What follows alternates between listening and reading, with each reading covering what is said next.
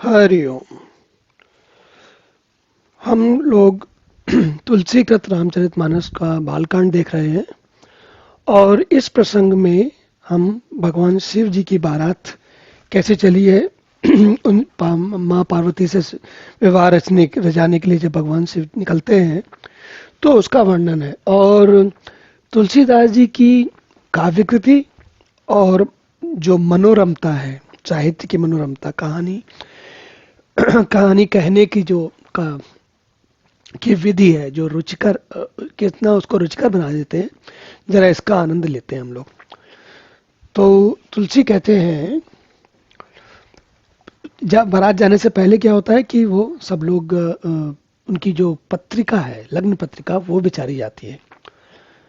अब हम जानते हैं कि मनुष्यों में तो समझ में आता है भगवान तो भगवान है, लेकिन कौतुक है तुलसी की काव्य और रसमयता, और मनुष्य कैसे भगवान को लेकर कैसे कैसे सोचता है, विचारता है, कैसे उनको उनके बारे में, उनके कामों के बारे में सोचता है, कैसे अपना मन भगवान में लगाता है। उसका एक बहुत ही अच्छा उदाहरण है ये। तो इस उदाहरण में देखते हैं क्या कहते हैं। पत्रिय सप्त ऋषिन सुधीनी गए पिद विनय हिमाचल कीन्ही जाय विदितिन दीन सोपाती बाचतन प्रीति न हृदय समाती। कह रहे हैं कि पत्रिका जो है वो सप्तऋषि ने जाके किनको दी? ब्रह्मा जी को दी। ब्रह्मा जी जो विधाता हैं, जो सबकी पत्रिकाएं लिखते हैं, उन्हीं को जाके उन्होंने पत्रिका दे दी। किसकी पत्रिका दे दी? पार्वती जी की।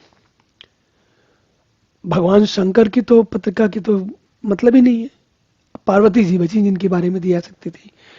तो उन्होंने जाके लग्न पत्रिका ब्रह्मा जी को दे दी। अब ब्रह्मा जी ने जब पत्रिका पढ़ी तो वो मन में प्रसन्न हुआ। उनको पता है, उन्होंने ही लिखी है, लेकिन फिर भी पढ़ना है।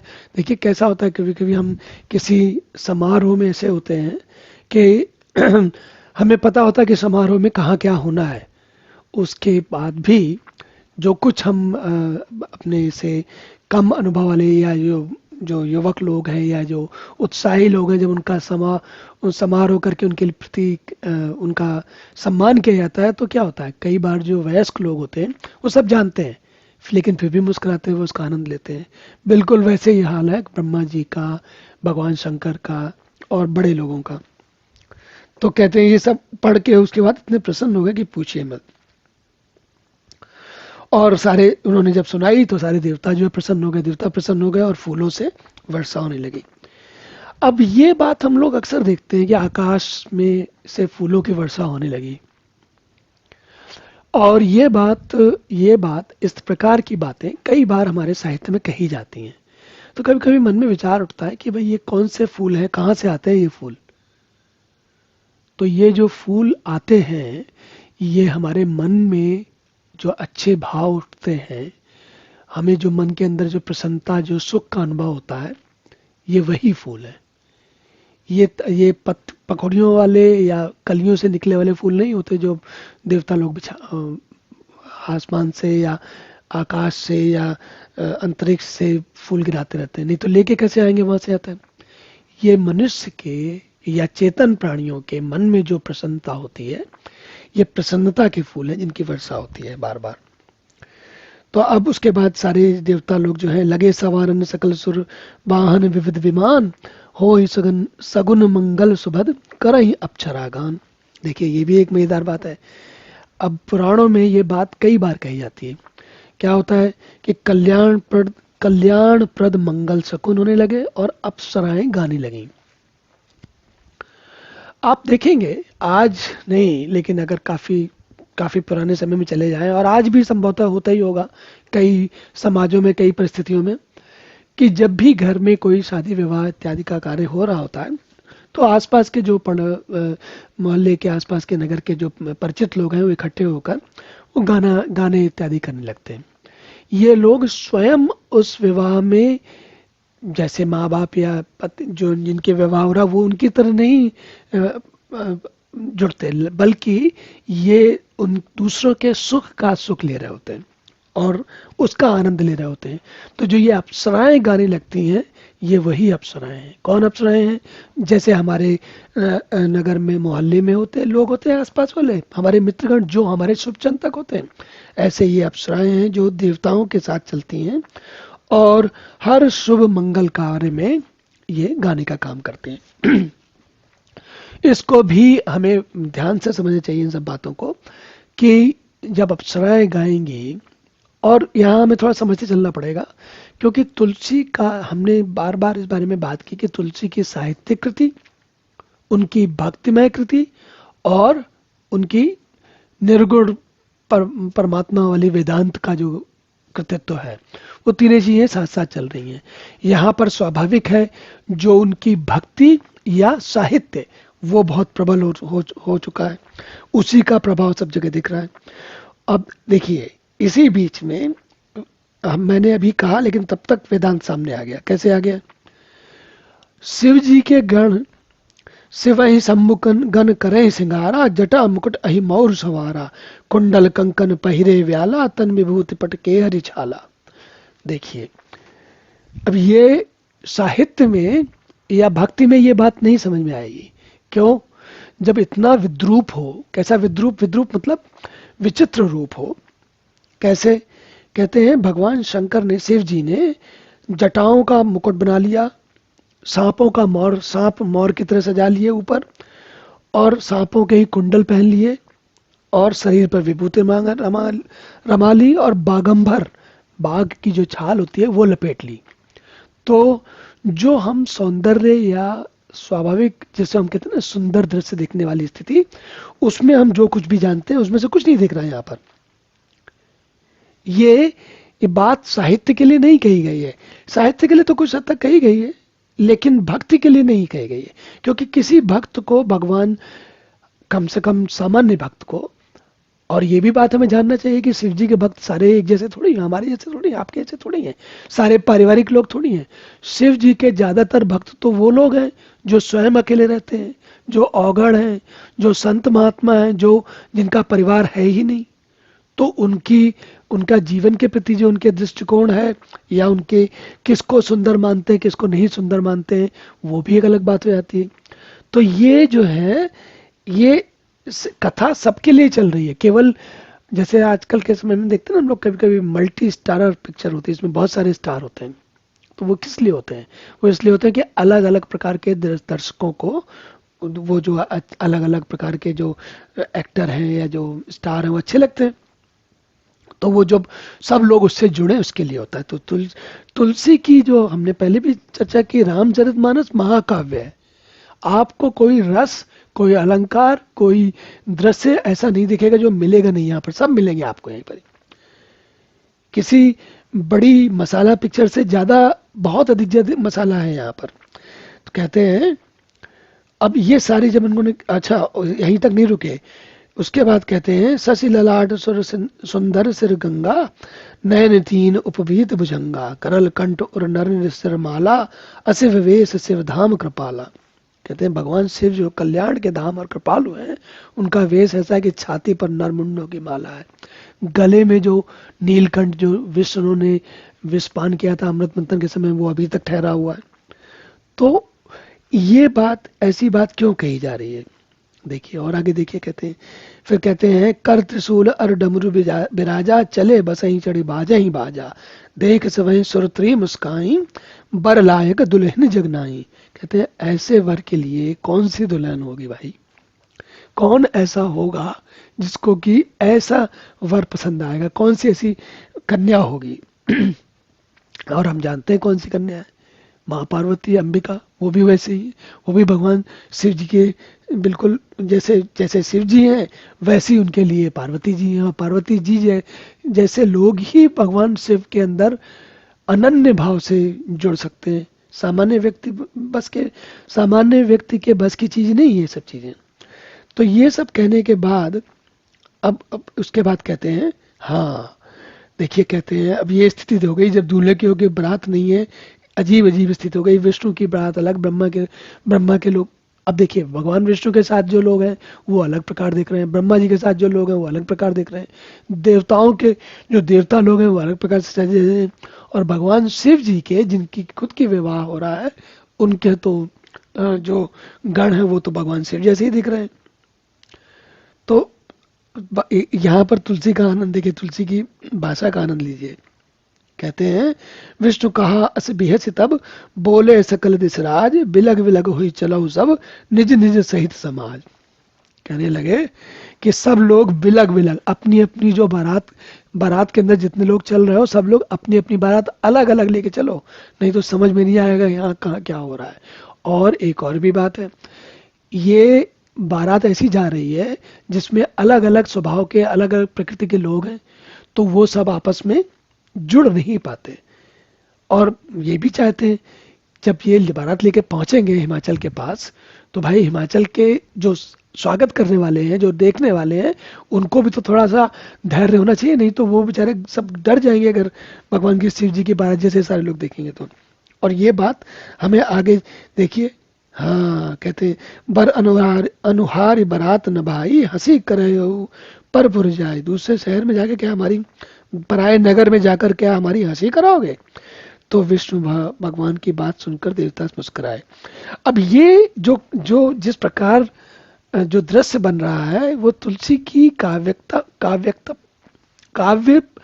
अ, गुण, काव्य कलात्मकता और उनके जो विचार दृष्टि, दोनों का अद्भुत संगम है। क्या आनंद है देखिए। तो सब लोग चले गए, अब यहाँ सबकी बारात लेके चलिए। अब यहाँ जब ये पहुंचे हैं बारात लेके, तो कहाँ पर पहुंचे? हिमाचल के वहां पर। वहां जो है आप देखते होंगे, जैसे किसी नगर में आज भी होता है हमारे देश में, कि कोई बारात निकल के जा रही है तो कई बार घर के लोग निकल के बाहर झांकने लगते हैं, देखे कैसी बारात जा रही है। और उसमें क्या होता है कि 8 10 12 साल के जो लड़के छोटे होते हैं बच्चे, वो दौड़ के पहुंच जाते हैं बारात के बिल्कुल पास देखने के लिए, क्योंकि बच्चों को पता होता है कि अभी इस बात के लिए कोई मना नहीं करेगा, तो दौड़ के वहां पहुंच जाते हैं। अब ऐसे 8 10 12 साल के बच्चे जब यहाँ पहुंचेंगे तो वहां क्या दिखता है उनको? कौमुखहीन विपुल मुख काहू, बिनु पद कर कौमुखहीन विपुल मुख काहू, बिनु पद कर कौमु बहुपद बाहू, विपुल नयन को नयन विहीना, हृष्ट पुष्ट को अति तनखीना। अरे राम, हे प्रभु। कहते हैं कि सब किसी के पास, किसी का तो मुंह ही नहीं है, तो किसी के बहुत सारे मुंह हैं।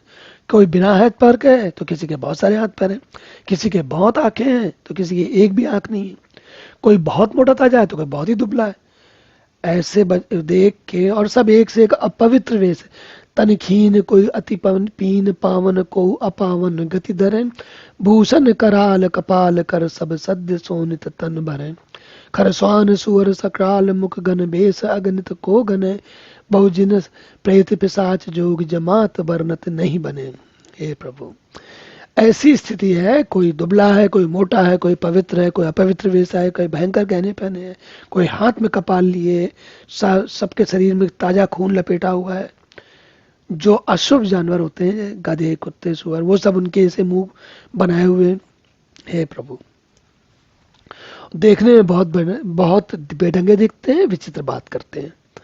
तो ये सब कुछ ऐसी बारात बन गए, ऐसे तमाशे बन गए। अब देखिए यहाँ, ये तो है भगवान शिव जी के साथ आने वाले लोगों की कथा, और हिमाचल की कथा देखिए। वो कहते हैं, सैल सकल जह लग जग माही, लघु विशाल नहीं बरन सिराही, बन सागर सब नदी तलावा, हिमगिर सब कहूं नेवत पठावा। हिमाचल कौन है? वो खुद ही हिमालय पर्वत है। तो भाई हिमालय पर्वत, अगर हम हिमालय पर्वत को मानव मनुष्य के रूप में समझें तो क्या होगा? वो किनको नेता देंगे भाई? अपने ऐसे और पर्वतों को, नदियों को, जंगलों को। यहाँ क्या आ रहा है? यहाँ जीवन में जो भूगोल होता है, जिसे हम ज्योग्राफी कहते हैं, तो वो ज्योग्राफी का वर्णन है, यहाँ पर भूगोल का वर्णन है।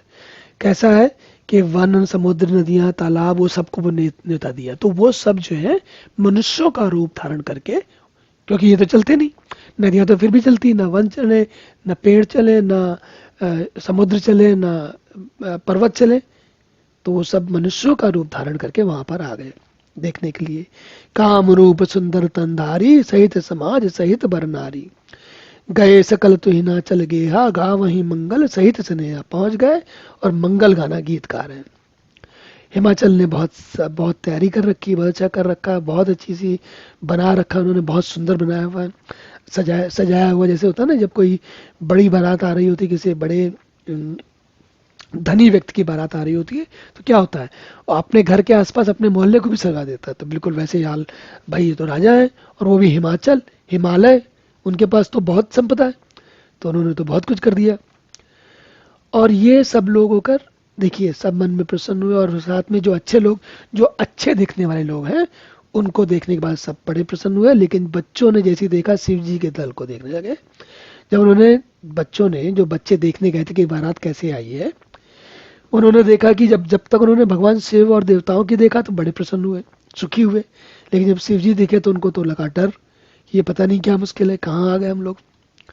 और बड़ों ने धरि धीरे जो तह रहे सयाने, बालक सब लय जीव पराने। तो कहते हैं बालक तो बेचारे प्राण लेकर भागे वहां से। बड़े लोग जो हैं, जो वयस्क हैं, उनको समझा रहे कि डरो मत, चिंता मत करो, भगवान शिव जी है, हम सब लोगों का कल्याण करेंगे, हमारे लिए कोई समस्या नहीं है।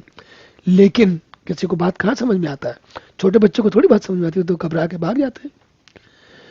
तो ये, अब ये इतनी, मतलब जो कठिन, ये विशेष बात यहाँ ध्यान देने की बार बार ये है, देखिए कितने रुचिकर, कितने प्रसन्न मन से तुलसी ने सब कुछ लिखा है। और तुलसी क्यों लिख रहे हैं?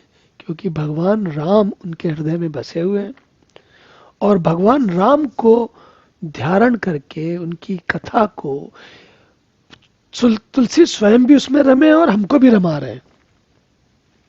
इतना अधिक रमा रहे हैं कि जिसको, जैसे होता ना, जाकी रही भावना जैसी, प्रभु मूरत देखी तिन तैसी, तुलसी ने कहा ये। तो वैसे ही हमारा हाल है। हम में से जिसको शादी विवाह का वर्णन बहुत अच्छा लगता है, वो इसी में ही खो जाएगा। इतना अच्छा लिखा है कि पढ़ के उसको जब, विचित्र बारात की बात नहीं हो रही, वे बारात की विविधता की, और कैसी स्थिति है जो सोच नहीं सकते आपने, वैसी कर रखी है। अब ये सारे लोग जब ये पहुंचे, और इनका जब जो, देखिए, कंचन थार सोबर पानी, परिछन चली हरसी हरई हरसानी। तो मैना जी जो है, वो शिव जी का प्रचन करने चली। जब चली तो देखा महादेव जी तो भयानक वेश में। तो ये सब लोगों के मन में, स्त्रियों के मन में भी भारी द्वैत उत्पन्न हो गया। कहा जाता है कि जैसे होता है ना, कि हम लोग कई बार कहते हैं कि कोई कठिन विषम परिस्थिति होती है जब भी, तो हम क्या कहते हैं सबसे पहले, कि भाई बच्चों को, स्त्रियों को और वृद्धों को उससे दूर रखो। जो नवयुवक या सबल हृदय वाले हैं, वो कठिन परिस्थिति में आगे जाते हैं। तो उसी प्रकार से यहाँ पर है। देखिए, बड़े, थोड़ी देर पहले कहा बच्चे डर के भाग लिए, बड़े उनको, सयाने लोग जो है उनको समझा रहे कि डरो मत। अब लड़कियां, जो महिलाएं हैं, वो भी डर के भाग ली।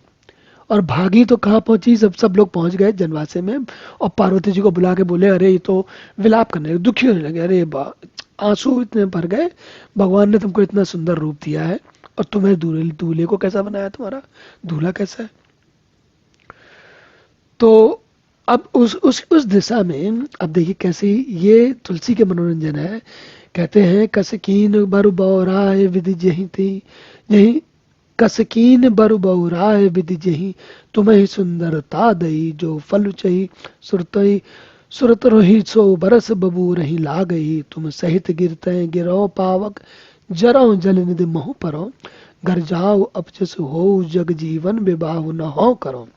कहते हैं अब चाहे अपवस हो जाए, चाहे जो भी हो जाए, हम तो तुम्हारा विवाह इनसे नहीं करेंगे, जग जीवन जीते जी तुम्हारा विवाह नहीं करेंगे इनसे। और उसके पहले कह रही है, जो जो फल चाहिए सुरत सुरत रही, सो बरबस बबूर रही ला गई। कह रहे बबूल का फल लगा दिया, अब आम लगाना था, बबूर लगा दिया। और कह रहे तुम सहित गिरते गिरो, तुमसे, तुम्हारे साथ मैं जाके पहाड़ के कूद पड़ूं, या समुद्र में जाके डूब जाऊं, क्या करूं समझ में नहीं आ रहा है। माँ है, मैना पार्वती जी की माँ है, और माँ को कैसा कष्ट होता है जब उनकी लड़की, या जो उनकी पुत्री है, उसको, उनको दिख रहा है उसके लिए समस्या आने वाली है, तो सोच के इतनी घबरा जाती है। कह रही है ये सब तो चलेगा नहीं, मेरे बस की चीज नहीं है। और जब ये बहुत दुखी हुई, तब कह रही देखो, कहती है नारद कर मैं कहा बिगारा, भवन मोर जिन बसत उजारा, अस उपदेश उमहि दिन जिन दीना, बौरे बरई लाग तब कीना। कह रहे हैं नारद का मैंने क्या बिगाड़ा था जो ऐसा वर दे दिया मेरी पुत्री को। अरे इतनी उसको ऐसा उसकी बुद्धि कर दी कि वो जाके तप करने लगी, और अब वो भगवान से उसे शादी करना चाह रही है। बताओ इतने बावले वर के लिए तप किया। तो कह रहे नारद ने मेरा क्या बिगाड़ा था। देखिए थोड़ी देर पहले उन्होंने कहा था ना सप्तऋषि ने कि नारद के बल कहे किसका घर बसा है। अब ये उनकी माँ भी वैसे सोच रही है। फिर कहते हैं देखिए अब मजे की बात देखिए, साचे उनके मोहन माया, उदासीन धनु जाम दाम न जाया, पर घर घालक लाज न बीरा, बांझ की जान प्रसव कह पीरा। अब देखिए तुलसी बीच बीच में ऐसी फुलझड़ियां छोड़ते जाते हैं कि उसका आनंद देखिए। कहते हैं वास्तव में नारद के मन में किसी कोई मोह माया नहीं है, वो जहां चाहे जो चाहे कर डालते हैं, आग लगा देते हैं। कहते हैं सचमुच उनके न तो किसी का मोह है, न माया, न उनके पास धन है, न वो घर परिवार है। उनको क्या समझ में आएगा कि किसी का कष्ट क्या हो सकता है। उन्हें न तो किसी की लाज है भाई। अब फिर उदाहरण में कहते हैं बांझ की जान प्रसव कह पीरा। कहते हैं बांझ स्त्री जिसके बच्चे नहीं हुए, उसको क्या पता लगे कि प्रसव में बच्चों का जब जन्म होता है तो महिलाओं को, स्त्रियों को कितनी पीड़ा होती है। अब उदाहरण भी ऐसे आ जाते हैं कि वो जिनको शायद पुरुषों के लिए इस उदाहरण को समझना थोड़ा व्यक्तिगत तो नहीं होता तो कठिन है, लेकिन महिलाएं तो ऐसे उदाहरणों को बहुत अच्छी तरीके से समझ सकती हैं कि भाई कैसी बात कही जा रही है। जनने ही विकल बिलो की भवानी, बोली जुत विवेक मृदुबानी, अस विचार सोचो मति माता, सो न टरे जो रचे विधाता। अब देखिए कहानी का आनंद लीजिए। पार्वती जी को भी पता है कि क्या करना है, कौन है भगवान शिव, और शिव जी को भी पता है, और भी जो ज्ञानी लोग हैं, ब्रह्मा जी पता है, उनको पता है, नारद जी को पता है, भगवान विष्णु को पता है, बाकी सब लोग को पता है, लेकिन सामान्य जन को तो नहीं पता। तो लेकिन पार्वती जी क्या कह रही हैं कि भाई विधाता ने जो, अब देखिए वो भी भगवान का नाम लगा रही हैं। कहती है सो न टरई जो रचे विधाता, जो विधाता रच देते हैं वो टलता नहीं है, होता वही है। और कहती हैं जब वो भी कब कह रही, जब देखा माँ जो है बहुत कष्ट में, बहुत दुखी हो रही है, तो कह रही इतना चिंता मत करो, ऐसी कोई बात नहीं है, हम कोई दिक्कत नहीं है। फिर कहती है कर्म लिखा में जो बाउर ना हो तो कत दोष लगाओ गाओ। कहते हैं अगर मेरे भाग्य में ऐसा बावला पति लिखा है तो अब भाग्य को क्यों दोष लगाना। ये सब बातें इसलिए कही जा रही हैं क्योंकि उनको सबको वास्तविकता पता है, किसी को कोई, सब जानते हैं अच्छी तरीके से, और हम भी जानते हैं। अब हम कहानी पढ़ चुके हैं इसलिए हम भी जानते हैं कि तुलसी क्या कह रहे हैं। नहीं तो अगर जो छोटे मन का, कमजोर मन का व्यक्ति हो तो उसको तो बहुत विषाद हो जाएगा, बहुत कष्ट हो जाएगा कि क्या कैसी स्थिति है उसका, तो बिल्कुल कहते हैं ना दिल हिल जाएगा, एकदम चूल्हे हिल जाएंगे, उसकी तो बहुत स्थिति खराब हो जाएगी। तब फिर नारद जी ने जब इनकी सारी स्थिति हो गई, तब उसके बाद क्या, तब नारद सब वही समझावा, पूर्व कथा प्रसंग सुनावा, मैं ना सत्य सुनो अम्बानी, जगदम्बा तब सुता भवानी। तो उनका कष्ट दूर करने के लिए नारद ने एक बात में बात पूरी खत्म कर दी। क्या कहते हैं, कहते हैं कहाँ उलझ रहे हो आप लोग। पूर्व कथा पर कह रहे हैं मैं ना भाई, ये पार्वती साधारण तुम्हारी पुत्री तुमको समझ में आ रही है, पर ये जगदम्बा माँ भवानी है। भगवान शिव और भवानी, उनके लिए तो हम कहाँ समझ पाएंगे, तुम कहाँ उलझ रहे हो सब लोग। और फिर उन्होंने आगे बता दिया कि भाई दक्ष के घर में जन्मी थी, आगे बनी। तो इस प्रकार ये सब लोग, फिर उनका विषाद मिट गया। सूर्यनारायण के वचन तब सब कर मिटा विषाद, क्षण मोह व्यापे सकलपुर, घर घर यह संवाद। नारद ने सब बता दिया, सबको पता चल गया, तो सारा विषाद मिट गया। सब लोग जिनका जो दुख था, कष्ट था, जो मन में उलझन हो रही थी, जो इतना ज्यादा दुख की स्थिति हो गई थी, सब चली गई। फिर सब लोग जो है फटाफट तैयार होकर शादी की विवाह की तैयारी करने लगे। जब उनको समझ में आ गया, मन में बात गंभीरता से बैठ गई कि भाई कोई समस्या नहीं है, तब फिर क्या, अब आगे बात होती है कि भोजन कैसे प्रबंध किया जा रहा है। और महिलाएं जो है, जो आसपास की जो महिलाएं उनके सब लोग आई थी, वो सुंदर गालियां दे रही हैं। सुंदर गाली देने का प्रसंग हमारे यहाँ विवाह में आता है, क्योंकि जैसे कहते हैं ना कि काला टीका लगाते हैं, तो ऐसे ही शुभ अवसर पर ऐसी बातें कही जाती हैं जिससे कि कोई दूसरा कोई अनहोनी घटना होने से, अशुभ घटना होने से पहले उसको टालने के लिए ऐसी बातें कहने की प्रथा होती है। चलिए हम अगले सत्र में हम पुनः मिलेंगे। हरि ओम।